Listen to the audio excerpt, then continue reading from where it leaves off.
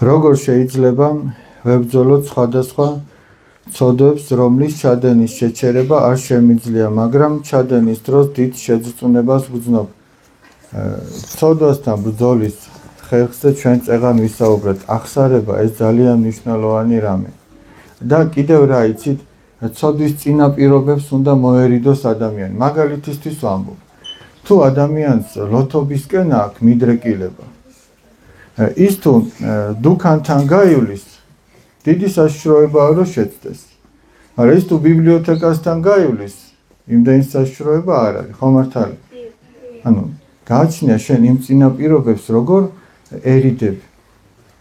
დაუშვათ თუ ადამიანი ამა თუ იმ ფილმის თუ ტელეგადაცემის თუ რაღაცის ყურების დროს ცდუნდება, რაღაც ცოდვაში ვარდება. ხო იცის რომ იმას რო ჩართავს, კიდე ეგ შეიძლება მოხდეს. ამიტომ ჯობია ის არ ჩართოს. ხო მართალი? თუ ესეთი რაღაცა არის, რომ აი დაუშვათ ადამიანი არის მწყემსი, ცხრები ყავს.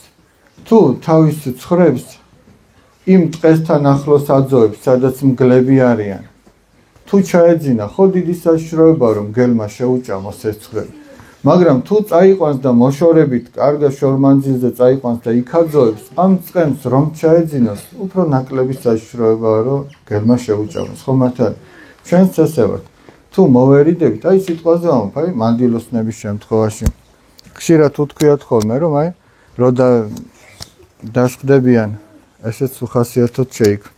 რო დასხდებიან დაუშვათ აი მეზობლები ერთად ყავას წამენ თუ რაღაცა და დაუშვათ ერთხელ შეხვედი მეზობელთან და აბამით დაჯექი და რაღაცაზე ჩამოვარდა ლაპარაკი და ვიღაცის შესახებ ვიჭორავეთ. განვიკითხეთ, აი როგორც ფარისეველი განიკითხავდა.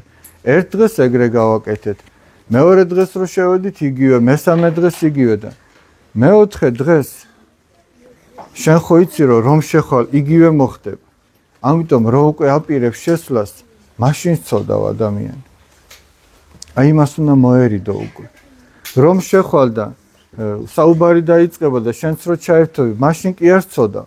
აი რომ დააპირე რომ შესულიყავი და იცოდი რაც მოყვებოდა.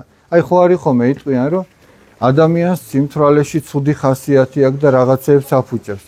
მაგრამ ეს ხო სიფხიზლეშიც იცის რომ რო დათვრება რაღაცეებს აურდაურებს. ამიტომ ის როცა ფხიზელი გონება აქვს, მაშინ უნდა მოერიდო.